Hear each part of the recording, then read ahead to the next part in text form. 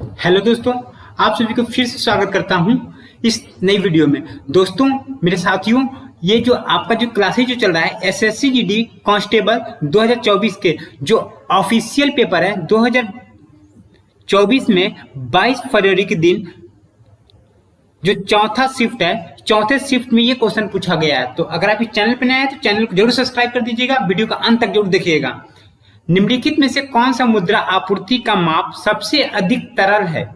Option A M3, option B M2, option C M4, option D M1। तो इसका जो correct answer हो जाएगा M1, जो कि राइट आंसर हो जाएगा। अब देखिए मुद्रा, तो मुद्रा से जो सॉफ्ट तरीके से बात किया जाता है, मुद्रा को हम लोग और किस नाम से जानते हैं? मुद्रा को हम लोग सक्रिय मुद्रा भी बोलते हैं। क्या बोलते हैं? सक्रिय मुद्रा भी बोलते हैं, सक्रिय मुद्रा बोलते हैं। और उसके बाद इस मुद्रा को और क्या बोलते हैं?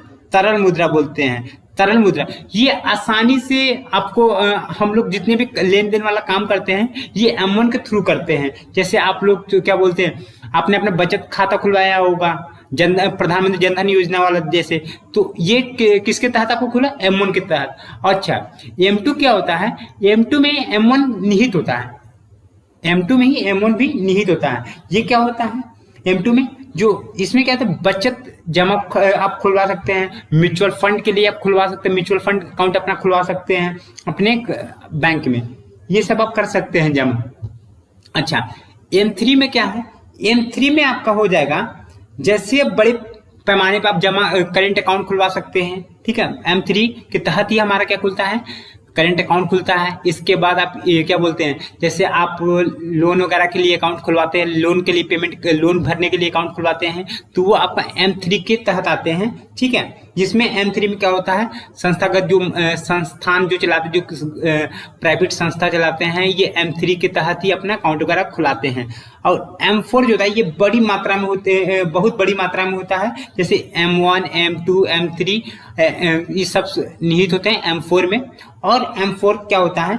M4 के दायरे काफी बड़े होते हैं, विस्तार के साथ घटती जाती है, इनके दायरे बढ़ती भी है और घटती भी है। जैसे आप एग्जांपल के लिए सपोज करिए आपने स्टॉक मार्केट, अपना स्टॉक मार्केट के लिए आपने पैसा लगाना स्टार्ट किया, तो आप क्या करेंगे, कुछ समय तक लगाएंगे, फिर कुछ समय तक आपका अकाउंट खुला रहेगा, फिर कुछ दिनों बाद आपका अकाउंट बंद हो जाएगा। तो ये आपका स्टॉक मार्केट के थ्रू M4 होता है। तो अब बढ़ते हैं हम लोग नेक्स्ट क्वेश्चन की ओर।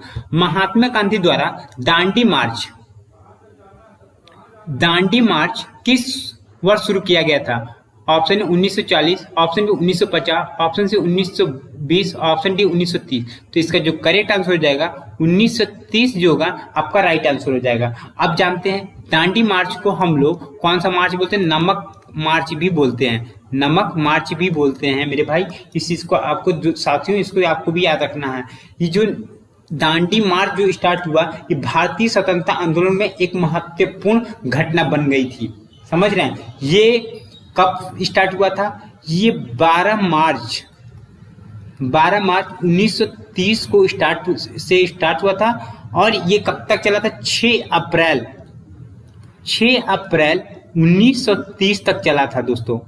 और ये कहां से कहां तक चला था? ये साबरमती आश्रम से स्टार्ट हुआ था। और कहां तक गया था? ये आपका गया था दांडी क्या था? एक दांडी नामक एक गांव है, उस गांव तक गया था, ठीक है। अब देखिए साबरमती आश्रम और दांडी तक की जो दूरी था, ये कितना दूरी था? 240 मील। कितना था? 240 मील था। उसको भी आपको याद रखने हैं, ठीक है। इतना चीज आपको समझने में आना चाहिए दोस्तों। अब बढ़ते हैं हम लोग नेक्स्ट क्वेश्चन की ओर। संगीत नाटक अकादमी पुरस्कार पहले डैश के रूप में जाने जाते थे?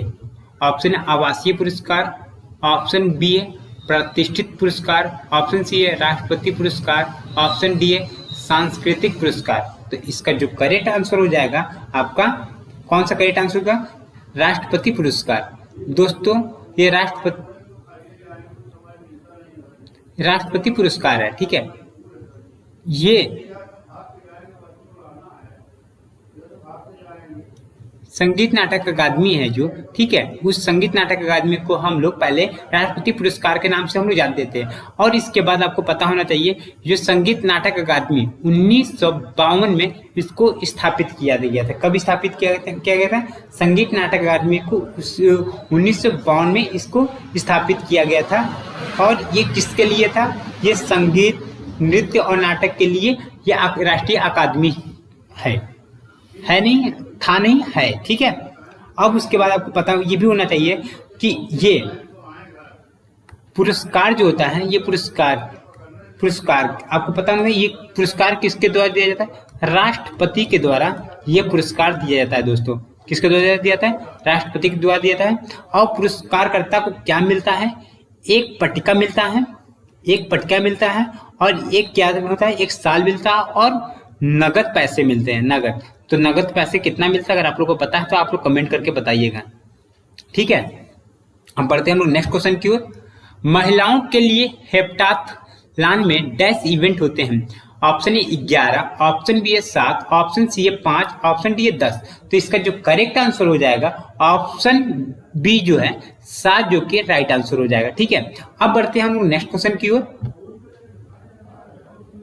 गंगौर त्योहार ऐतिहासिक रूप से निम्नलिखित में से किस राज्य का मूल निवासी है? Option Himachal Pradesh, option B Uttar Pradesh, option C Madhya Pradesh, option D Rajasthan. तो इसका जो करेक्ट आंसर हो जाएगा राजस्थान। गंगौर त्योहार राजस्थान में मनाया जाता है। ये किन लोगों के बीच में? जो नवविवाहित जो जोड़ी होती है वो इन लोग मनाते हैं। और उसके बाद आपको जो अविवाहित जो होती हैं उन लोग मनाती हैं। अब ये किसके लिए मनाया जाता है? ये भगवान, किसके लिए? भगवान गौरी शिव और उनकी पत्नी गौरी के लिए ये क्या बोलते हैं, ये जो गंग त्योहार है ये स्थापित किया गया है। खास करके नवविवाहित लोगों के लिए है, ठीक है। इतना चीज आपको पता होना चाहिए था। और इसमें आपको बता दें, जैसे लोग क्या करते हैं गहना वगैरह एकदम से, ये त्योहार बहुत राजस्थान के लिए बहुत ही प्रमुख त्योहार है। उस दिन क्या करते हैं लोग पूरा मतलब सज धज के, जैसे नवविवाहित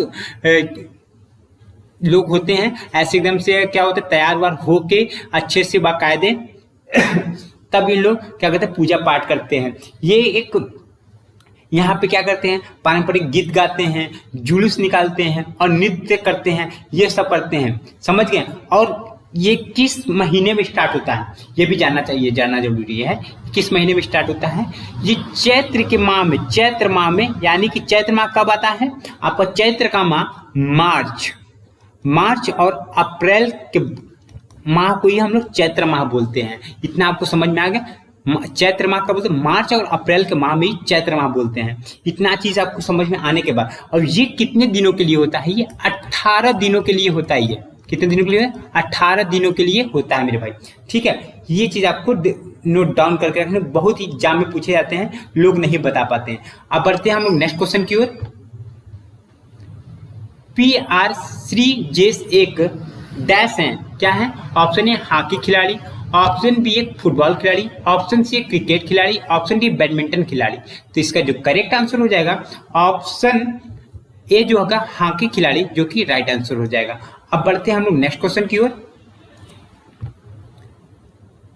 निम्नलिखित में से कौन सा खेल 2023 के राष्ट्रीय खेलों में खेला गया था? पहला है सीपक टकराव, दूसरा है मलखंब। तो इसका जो ऑप्शन ए फर्स्ट और सेकंड दोनों, ऑप्शन बी केवल फर्स्ट, ऑप्शन सी ना तो फर्स्ट और ना ही सेकंड, ऑप्शन डी केवल सेकंड। तो इसका जो करेक्ट आंसर हो जाएगा ऑप्शन नंबर ए, जो कि राइट आंसर हो जाएगा। अब बढ़ते हैं हम लोग नेक्स्ट क्वेश्चन की ओर। भारत में गरीबी हटाओ और आत्मनिर्भरता के प्राप्त का मुख्य उद्देश्य था? पहली पंचवर्षीय योजना, दूसरी पंचवर्षीय योजना, पांचवी पंचवर्षीय योजना, या सातवीं पंचवर्षीय योजना, या तीसरी पंचवर्षीय योजना। तो ये कौन सा? पांचवी पंचवर्षीय योजना में गरीबी हटाओ आत्मनिर्भर बनाओ की नींव रखा गया था। अब देखिए ये किसके समय में, किसके नेतृत्व में क्या कहते हैं? इंदिरा गांधी के नेतृत्व में स्टार्ट की गई थी। तो ये रोजगार, ठीक है।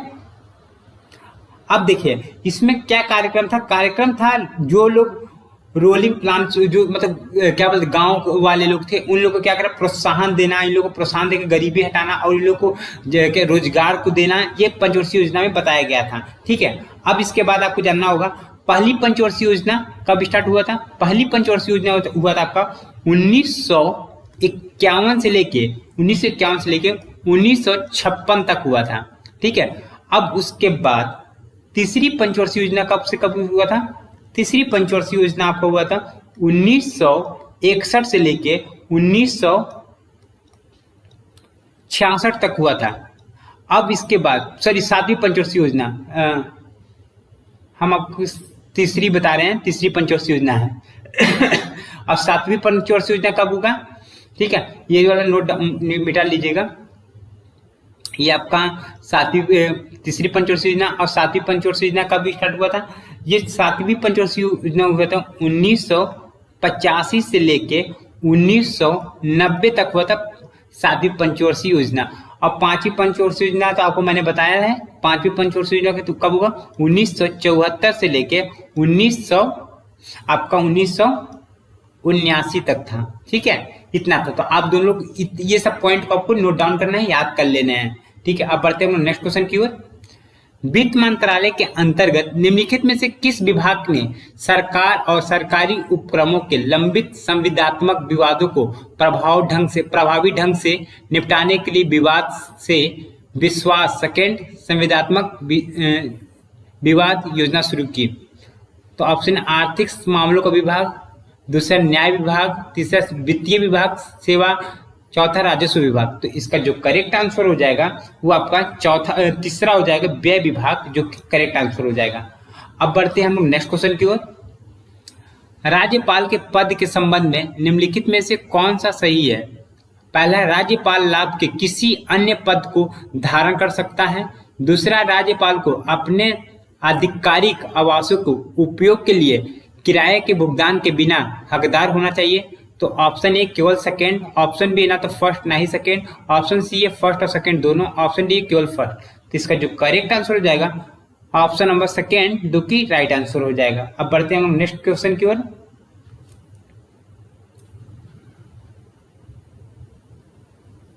अब देखिए, जितने भी इससे रिलेटेड जितने भी मोस्ट इंपॉर्टेंट जो बात बनती हैं, क्वेश्चन बन रहे हैं, वो मैं आपको बता देता हूँ। देखिए, राज्यपाल का एक संवैधानिक पद होता है, इस चीज को तो आप लोग जानते ही हैं। और ये मुख्यमंत्री के नेतृत्व में मंत्रिपरिषद की सलाह पे कार्य करता है।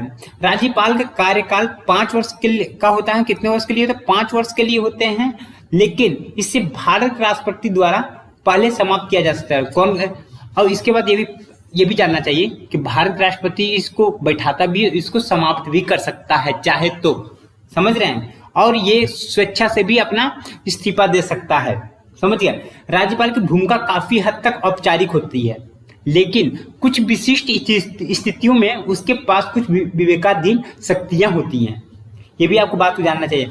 कार्यकाल के शर्त राज्यपाल और स्वतंत्रता तटस्थता सुनिश्चित करने की डिजाइन की गई है, ये बात भी आपको पता होना चाहिए। राज्यपाल का वेतन भत्ते का विशेषाधिकार भारत की संसद द्वारा निर्धारित किए जाते हैं और उसके कार्यकाल के दौरान कम नहीं किए जा सकते। ठीक है, अगर जब तक ये मान लीजिए, अब मैं इनको 50,000 रुपये दे रहा हूँ, ठीक है, 5 साल तक हमको इनको 50,000 रुपये देना ही होगा।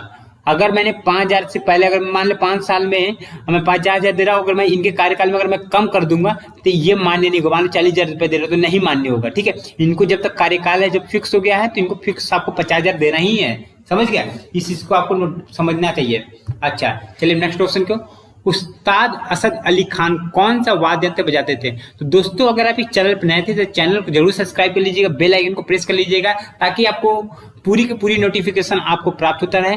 और कम से कम आपको 1 महीने के अंदर अंदर आप लोग दोस्तों इसको 1000 सब्सक्राइबर कर दीजिए, और जल्दी से जल्दी, ताकि आपका लाइव क्लासेस भी स्टार्ट हो जाएगा बहुत ही जबरदस्त तरीके से। तो उस्ताद असद अली खान कौन सा वाद्य यंत्र बजाते थे? Option A sarod, option B santoor, option C sitar, option D Rudra बीड़ा। इसका जो करेक्ट आंसर है रुद्र बीड़ा, जो कि राइट आंसर है। इतना आपको जानना जरूरी है। ठीक है, अब आपको एक चीज जानना है, इनके बारे में जानना होगा। इनको उस्ताद असद अली खान को 2008 में इनको पद्म विभूषण से सम्मानित किया। पद्म विभूषण इनको मिला था, पद्म विभूषण इनको मिला था। कब मिला था? 2008 में। तो ये चीज को आपको नोट डाउन करना है, इसको याद रखिएगा, क्योंकि अभी पूछ रहा है तो आपके एग्जाम में भी पूछ सकता है। भारतीय संविधान का कौन सा भाग संघ और उसके क्षेत्र से संबंधित है? भाग सेकेंड, भाग तीसरा, भाग चौथा, भाग पहला। तो इसका जो करेक्ट आंसर हो जाएगा भाग पहला। अच्छा, भाग पहला है तो भाग पहला क्या बताता है आपको? भाग पहला का मुख्य मोटो क्या है? संघ और उसके राज्य क्षेत्र का संबंधित बारे के बारे में बताता है। कौन सा भाग एक में बताता है? इस भाग में कितने अनुच्छेद शामिल है? कुल 1 से 4 अनुच्छेद शामिल है। अच्छा, पहला अनुच्छेद क्या कहता है? पहला अनुच्छेद कहता है भारत को राज्यों के संघ के रूप में घोषित करता है। क्या कहता है? भारत को राज्यों के संघ के रूप में घोषित करता है, और इसमें भारत के क्षेत्र का भी उल्लेख है। समझ रहे हैं? अनुच्छेद 1 में। और दूसरा अनुच्छेद क्या कहता है? दूसरा अनुच्छेद कहता है संघ में प्रवेश करने या नए राज्यों की स्थापना करने की शक्ति प्रदान करता है, जो वह उचित समझता है। ठीक है, जो मतलब कि वो उचित समझता है उसको करेगा। ठीक है। और अनुच्छेद 3 में क्या कहता है? नए राज्यों के निर्माण और मौजूदा राज्यों के क्षेत्र, सीमाओं या नामों में परिवर्तन से संबंधित है। ठीक है, अनुच्छेद 3 में। अनुच्छेद 4 में क्या कहता है? अनुच्छेद 2 और अनुच्छेद जो 3 है के तहत बनाए गए कानूनों में पूरक, आकस्मिक और परिणामी प्रावधान शामिल करने का प्रावधान करता है। ये चीज इसका क्या था? भाग 1 में बताया गया था। तो हमने देखिए कितना जल्दी भाग 1 समझ गए। अब सुनिए, और चीज भी आपको जो इंपॉर्टेंट है, इस चीज को भी आप लोग जान लीजिए, क्योंकि आपके एग्जाम में बहुत ही पूछे जाते हैं। अगर आप लोग एक क्वेश्चन से अब इतने चीज आप लोग जान जाएंगे तो समझिए इससे अच्छा आपको क्या चाहिए। देखिए, भारतीय संविधान को कब तक बना दिया गया था? 26 नवंबर 1949 तक इनको क्या किया गया था? बना दिया गया था। और इनको बना के क्या कहते हैं? संविधान सभा द्वारा बना दिया गया था। और उनको लागू कब किया गया था? 26 जनवरी 1950 में इसको क्या किया गया था? लागू किया गया था। ठीक है। और ये संविधान का मेन कारण क्या है कि क्या हम लोग का क्या कार्य होगा? ये राजनीतिक सिद्धांतों को परिभाषित करना और ढांचा निर्धारित करना, सरकारी संस्थानों की संरचना, प्रक्रियाओं, शक्ति और कर्तव्यों को स्थापित करता है। और इसके साथ साथ क्या करना? नागरिकों का मौलिक अधिकार, निर्देशक सिद्धांतों का कर्तव्यों को निर्धारित करता है। ठीक है, इतना चीज आपको पता होना चाहिए। भारतीय संविधान दुनिया के जो हमारा जो भारतीय जो संविधान है, दुनिया के किसी भी देश का सबसे लंबा संविधान है। किसी भी देश सब कहा जाएगा कि भारतीय संविधान जो संविधान है, भारत का जो संविधान है, पूरे वर्ल्ड का सबसे लिखित संविधान माना जाता है। और इसके बाद यह भारत के एक संप्रभु, समाजवादी, धर्मनिरपेक्ष और लोकतांत्रिक गणराज्य घोषित करता है। कौन करता है? हमारा संविधान करता है कि संप्रभु, समाजवादी, धर्मनिरपेक्ष और लोकतांत्रिक गणराज्य घोषित करता है, जो अपने नागरिकों को न्याय, समानता और स्वतंत्रता का आश्वासन देता है और भाईचारों को बढ़ावा देने का प्रयास करता है। संविधान का 7वां अनुसूची क्या कहता है? इसमें संविधान की जो 7वां अनुसूची है, इस अनुसूची में 3 सूचियां शामिल करते हैं, जो कौन कौन से हैं? संघ है, उसके बाद क्या है? राज्य है, फिर इसके बाद समवर्ती सूची है।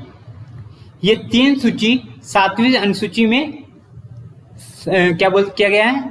शामिल किया गया है, सूचियां। ठीक है, इतना।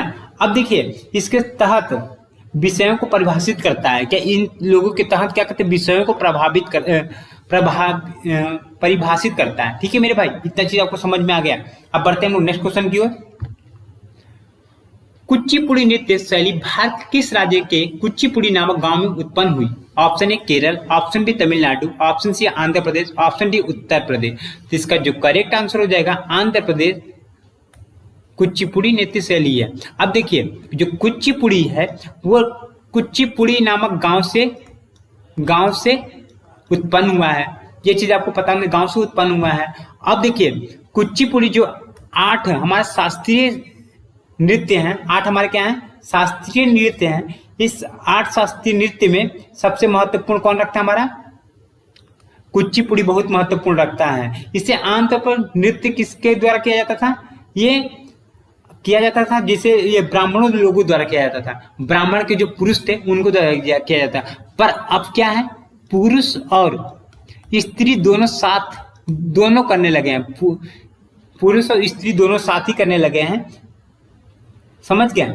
अच्छा, महिलाएं लोग दोनों साथ ही करना स्टार्ट कर दिए हैं, तो ये कुचिपुड़ी को दोनों कर सकते हैं, कोई दिक्कत नहीं है। अब बढ़ते हैं हम लोग नेक्स्ट क्वेश्चन की ओर।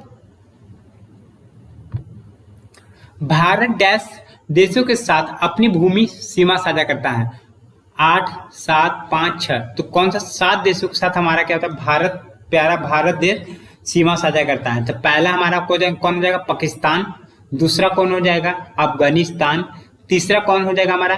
चीन। चौथा कौन हो जाएगा हमारा? नेपाल। फिर इसका पांचवा कौन हो जाएगा आपका? भूटान। पांचवा कौन हो जाएगा? भूटान। फिर छठा कौन हो जाएगा आपका? बांग्लादेश। फिर आपका सातवां कौन हो जाएगा आपका? म्यांमार। ठीक है, ये आपके 7 नाम आपको मैंने गिना दिया।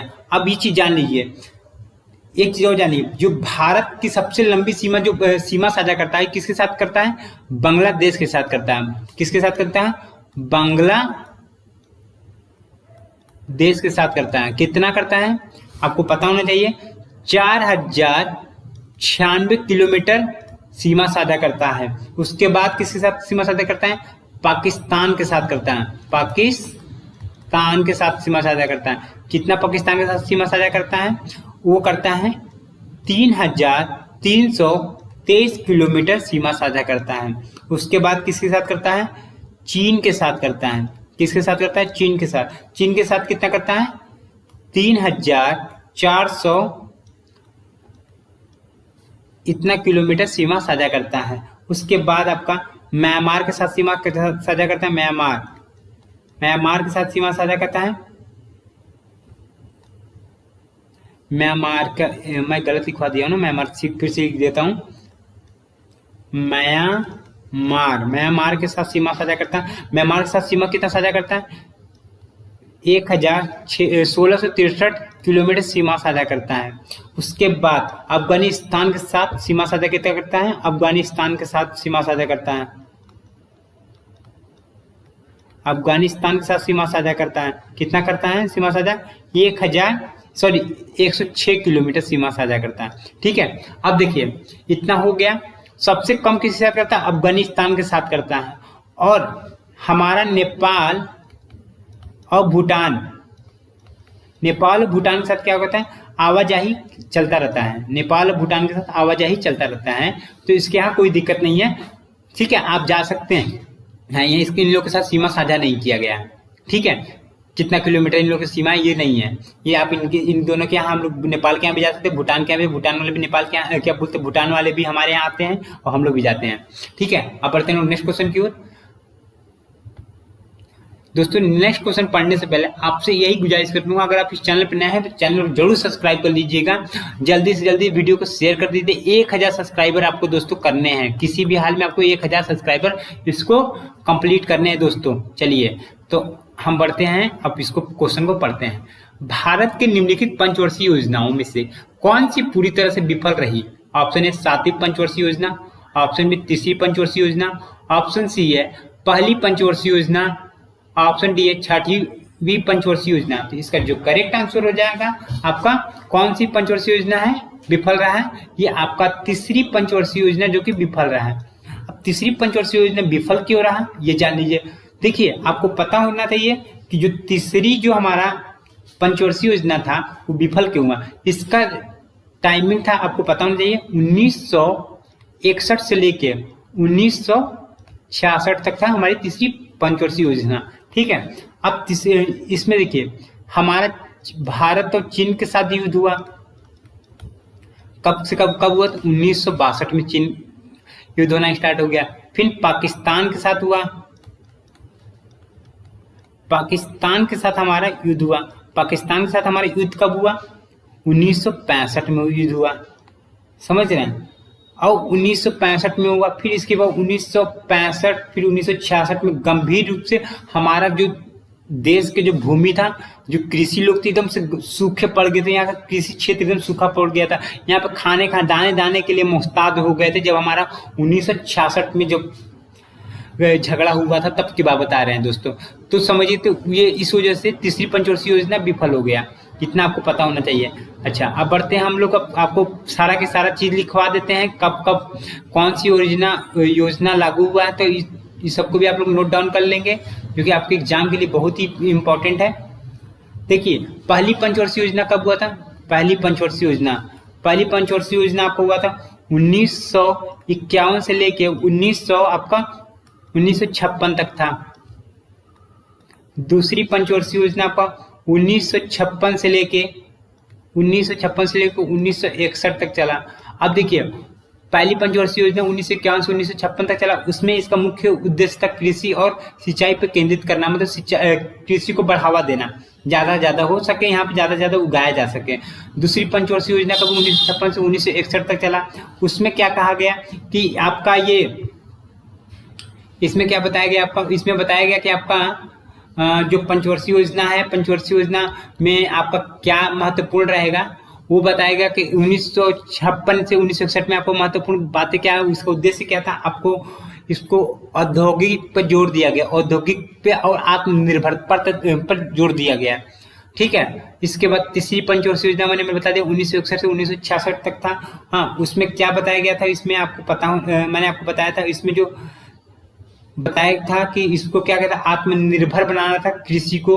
हाँ, कृषि को डिपेंडेंट नहीं होना था, आत्मनिर्भर बनना था। ठीक है, इतना था हमारा तीसरी पंचवर्षीय योजना में इसका उद्देश्य था। और इसके बाद चौथी पंचवर्षीय योजना में क्या था हमारा, चौथी पंचवर्षीय योजना में क्या था, चौथी पंचवर्षीय योजना कब से कब स्टार्ट होती है, 1969 से लेके चला था आपका 1974 तक चला था, 1974 तक चला था। इसका उद्देश्य क्या था, आपको आत्मनिर्भर और प्रगतिशील बनाना, समझ रहे हैं, वे 1969 से 1974 तक था। और इसके बाद आपको पांचवी पंचवर्षीय योजना था, वो ये आपको पांचवी पंचवर्षीय योजना में क्या क्या बताया गया था, आपका पांचवी पंचवर्षीय योजना में आपको बताया गया था कि आपको गरीबी हटाओ आत्मनिर्भर बनाओ, गरीबी हटाओ आत्मनिर्भर बनाओ। वो हमारा कब कहा गया था, 1974 में बताया गया, 1974 से 1979 तक कहा गया था कि आपको क्या बोलता है, गरीबी हटाओ आत्मनिर्भर बनाओ, ये कहा गया था। और आपके बाद इसके बाद आपका सातवीं पंचवर्षीय योजना बताया गया था। सातवीं पंचवर्षीय योजना कब से कब स्टार्ट हुआ था, सातवीं पंचवर्षीय योजना 1985 से स्टार्ट हुआ था, 1990 तक हुआ था। इसमें क्या कहते हैं, क्या बोलते हैं, जो उत्पादन में तेजी लाना, रोजगार को तेजी से बढ़ाना, उत्पादकता बढ़ाना, ये बताया गया, इसमें लागू किया गया था। तो बढ़ते हैं हम नेक्स्ट क्वेश्चन की ओर। 2023-24 के व्हाइट हाउस फेलो वर्ग में चुने गए 15 व्यक्तियों में से एक भारतीय अमेरिकी कैंसर चिकित्सक का नाम क्या है? Option Rahul Gupta, option B Atul Bhatte, option B है, ऑप्शन सी है कविता भाटिया, ऑप्शन डी है कमल मेन घराजानी। तो इसका जो करेक्ट आंसर हो जाएगा कमल मेन घराजानी, जो कि राइट आंसर हो जाएगा। अब बढ़ते हैं हम लोग नेक्स्ट क्वेश्चन की ओर। राष्ट्रीय ग्रामीण रोजगार गारंटी अधिनियम 2005 भारत के सभी ग्रामीण परिवारों को जो कुशल मैन्युअल कार्य करने के लिए स्वयं सेवा करते हैं उन्हें डैश दिनों के गारंटीकृत मजदूरी रोजगार का वादा करता है। ये क्या है, 100 दिनों तक। अच्छा, आपको पता होना चाहिए कि जो अधिनियम स्टार्ट हुआ था, ठीक है, ये कब अधिनियम स्टार्ट हुआ था, 2005 है, ठीक है, 2005 में हुआ था। और इस योजना को अब हम लोग क्या बोलते हैं, इस योजना को हम लोग राष्ट्रीय ग्रामीण रोजगार गारंटी अधिनियम को हम लोग क्या बोलते हैं, महात्मा गांधी राष्ट्रीय ग्रामीण रोजगार गारंटी बोलते हैं। इस अधिनियम को हम लोग क्या बोलते हैं, महात्मा गांधी राष्ट्रीय ग्रामीण रोजगार गारंटी अधिनियम, जिसको हम लोग शॉर्ट में क्या बोलते हैं, मनरेगा। ठीक है, मनरेगा बोलते हैं, क्या बोलते हैं, मनरेगा। ठीक है, ये आपको पता होना चाहिए। ये हर एक गांव में, जो हर एक जगह पे ये मनरेगा चलता है। आप लोग को पता होगा आपके गांव में, आप लोग किस गांव से हैं आप जरूर कमेंट करके बताइएगा कि आपके गांव में मनरेगा चलता है कि नहीं चलता है। निम्नलिखित में से किस तत्व का आणविक सूत्र H2 है? सीसा, हाइड्रोजन, प्लेटिनम, सल्फर। तो इसका जो करेक्ट आंसर हो जाएगा हाइड्रोजन, जो कि राइट आंसर हो जाएगा। देखिए हाइड्रोजन होता है, इसमें कौन से कितने बॉन्ड बनते हैं, इसमें द्विबॉन्ड बनते हैं, ठीक है। और ये बहुत ही अत्यधिक विषैली होती है और क्या होता है इसके साथ साथ ये ज्वलनशील बहुत होती है, समझ गए ना। और इसका जो प्रयोग हम लोग हाइड्रोजन का जो परमाणु क्रमांक है, या हाइड्रोजन का परमाणु क्रमांक कितना होता है, हाइड्रोजन का परमाणु क्रमांक 1 होता है। अच्छा, इसके समस्थानिक कितने होते हैं, इसके समस्थानिक 3 समस्थानिक होते हैं। कितने समस्थानिक होते हैं, 3 समस्थानिक होते हैं। ये भी आपको याद करना चाहिए क्योंकि आपकी एग्जाम में ये भी पूछ लेता है। कौन कौन से है, प्रोटियम, ड्यूटेरियम और ट्रिटियम की जो कि इसके समस्थानिक है। अब बढ़ते नेक्स्ट क्वेश्चन की ओर। हिमाचल प्रदेश में प्रधानमंत्री आवास योजना ग्रामीण के तहत 19,578 घरों को मंजूरी दी गई और 9 नवंबर 2023 तक डैश घरों का निर्माण पूरा हो चुका है। तो ऑप्शन ए 9,800, ऑप्शन बी है 14,906, ऑप्शन सी है 18,502, ऑप्शन डी है 4,580। तो इसका जो करेक्ट आंसर हो जाएगा ऑप्शन बी 14,906, जो कि राइट आंसर हो जाएगा। अब बढ़ते हैं हम नेक्स्ट क्वेश्चन की ओर। निम्नलिखित में से किस व्यक्तित्व के ने प्रसिद्ध नाटक अभिज्ञान शकुंतलम लिखा था? कल्हण, अश्वघोष, कालिदास, विशाख दत्त। तो इसका जो करेक्ट आंसर हो जाएगा कालिदास, जो कि राइट आंसर हो जाएगा। दोस्तों अगर आप इस चैनल पर नए थे तो चैनल को सब्सक्राइब कर लीजिएगा, बेल आइकन को प्रेस कर लीजिएगा। जितना जल्दी आप लोग 1000 सब्सक्राइबर इसको बढ़ाते हैं उतना जल्दी आप लोग का लाइव क्लासेस चलना स्टार्ट हो जाएगा, जो कि आपके एग्जाम के लिए बहुत ही इंपॉर्टेंट होगा। तो जितना जल्दी आप लोग इसको वीडियो को सब्सक्राइब करिए, चैनल को सब्सक्राइब करिए, वीडियो को शेयर करिए। तो अब मिलते हैं हम लोग नेक्स्ट क्वेश्चन के लिए, तब तक के लिए धन्यवाद दोस्तों, जय हिंद।